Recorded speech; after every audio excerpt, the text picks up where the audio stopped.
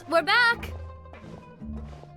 Apologies for the wait, demoiselle, and our most important partners. You said before that you still had some business at the court.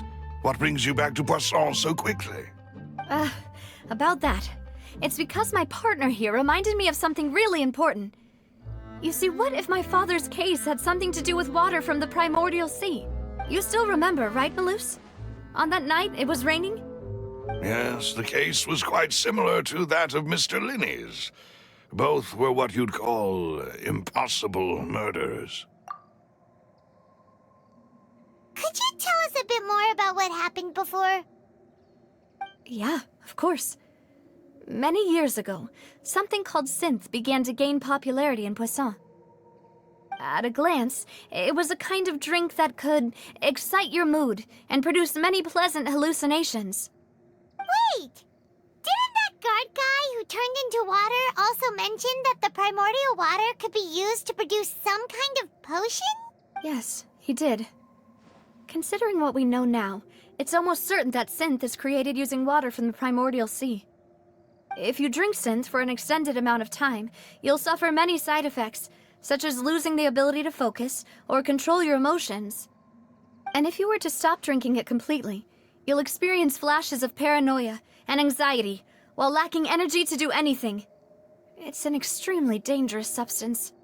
As he oversaw Poisson, my father was compelled to put a stop to synth abuse and called for a complete ban of it. Boss's uncompromising attitude incurred the synth vendor's wrath, but no matter how much they threatened or bribed him, he refused to yield. Not only that, Boss became determined to find the mastermind behind the synth operation and put an end to the problem once and for all. Yes, but the enemy was very cunning. So he could never get anything out of the dealers, all of whom only sold the stuff and weren't privy to the rest of the operation. Recognizing that, my father decided to contact the dealers in secret and cultivate personal relationships with them. Finally, he was able to convince someone to become his informant. The man's name was Jacques. He felt greatly ashamed about his work after seeing many families destroyed by synth abuse. That night, my father hosted a banquet at his countryside estate. He planned to meet up and exchange information with Jacques over some food. But then, we heard 2 gunshots from the courtyard. We raced to the scene and found my father, still holding a gun, and Jacques, who was already dead on the ground. Huh? How did that happen? Aren't they on the same side? Sounds just like Lenny's case, doesn't it? In both cases, the culprit seemed obvious, but neither appeared to have any motive at all. Looking back on it, though, I now believe the most important clue was something we all overlooked at the time. There were pieces of clothing left at the scene. Precisely. It's all thanks to you that I made the connection now. Back then, we all just thought they were some costumes that Jacques used to disguise himself at the banquet. But, considering it now, it's almost certain that they belong to a third person at the scene. With one extra person, we'll also need to reconsider why the 2 shots were fired.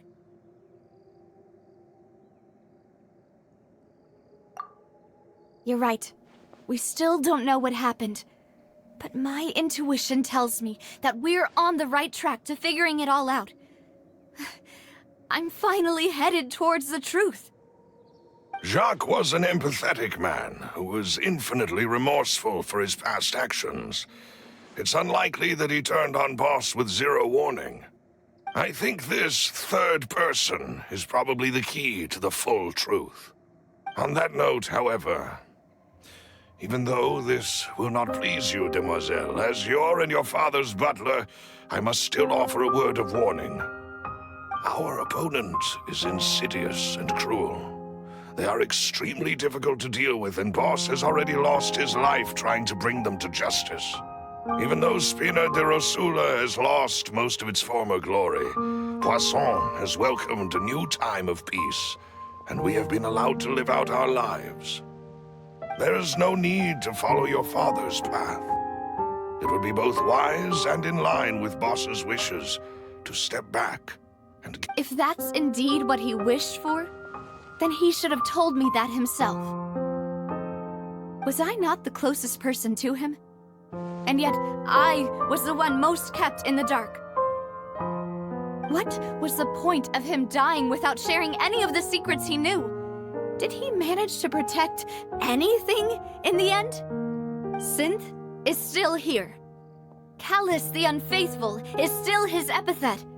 And Spina di Rosula is barely getting by. Nothing has changed. Did he think I'd just accept his meaningless death and live out my life just as meaninglessly? I've never accepted that. Ever. Not since that day, and certainly not now. I want to find out the real answer for everyone's sake. For the missing girls, for the victims, and for myself. Navia. this is indeed the best moment to act.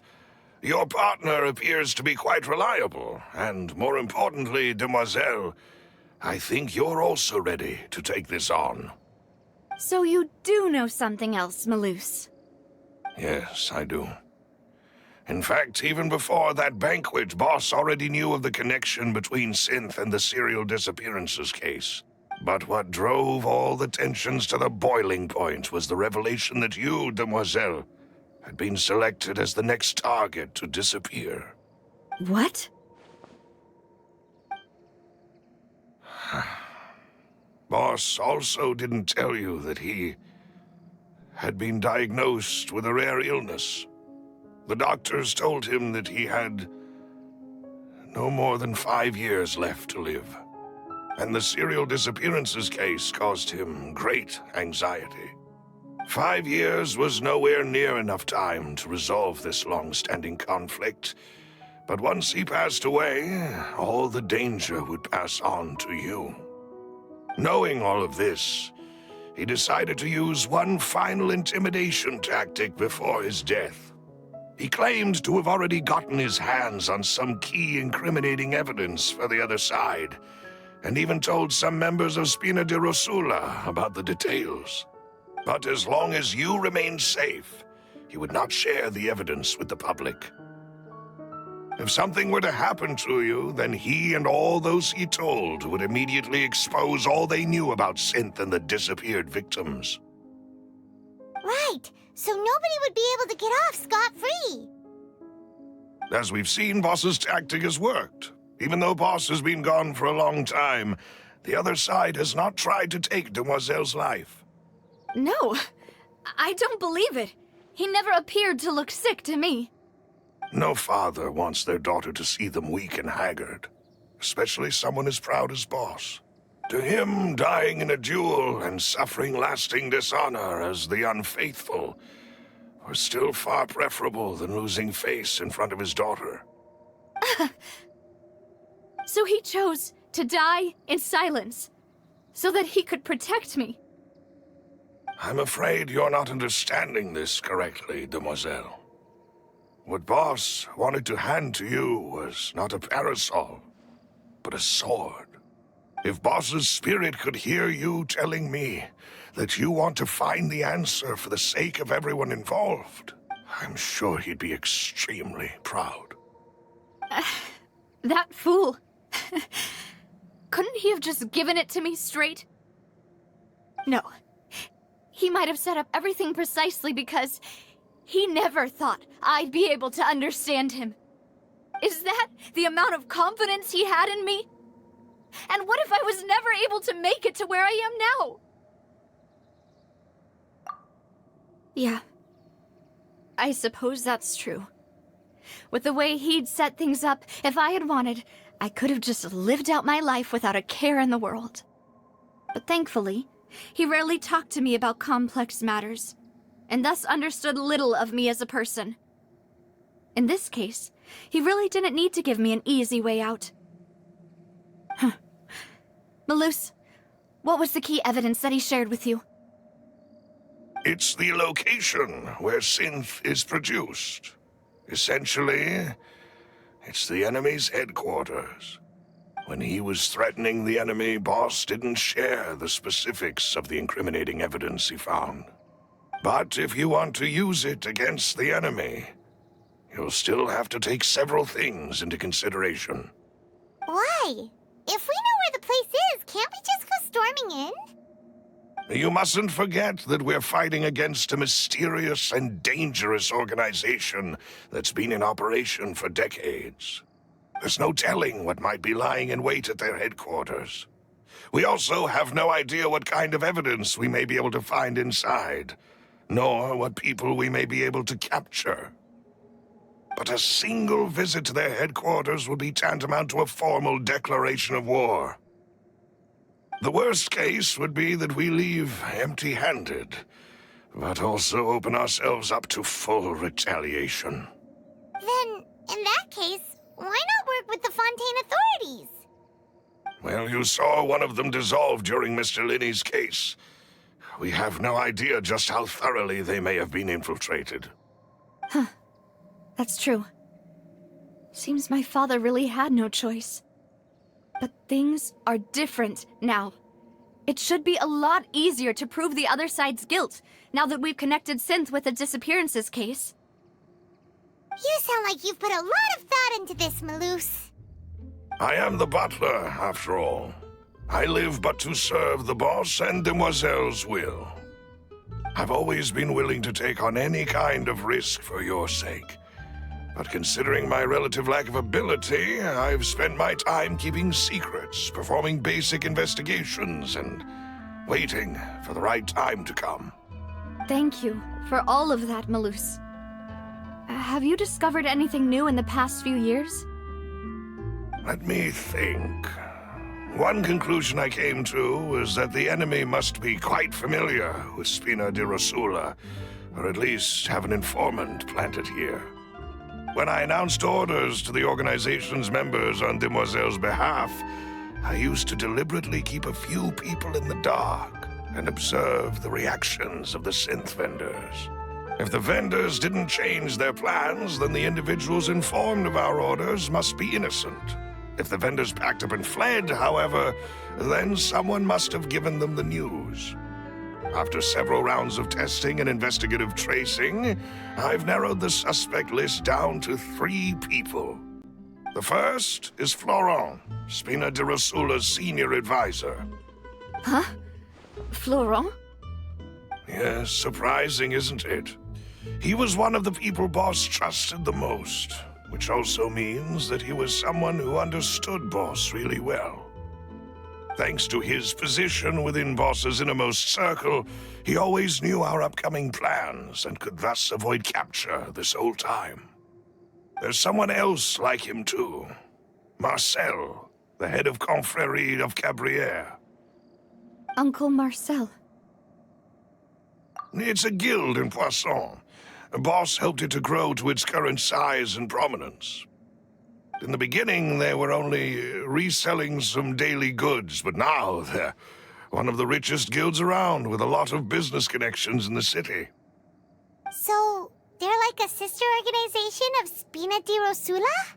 Yes, you can say that. When we were fighting against the synth dealers, they provided us with plenty of support. It's a bit difficult to imagine someone using their own money to hunt down themselves. The final suspect is Thierry, the man responsible for coordinating information between Spina di Rosula and the guards. Although the guards mostly leave us to our own devices, there are still many activities we have to report to the local authorities. Since Thierry is always in the know about our current activities, he could theoretically always plan one step ahead. I see. These are all people who I communicate with quite regularly. To think that the enemy we've been fighting against has been right next to me all along, among those I trust the most. It's almost too hard to believe.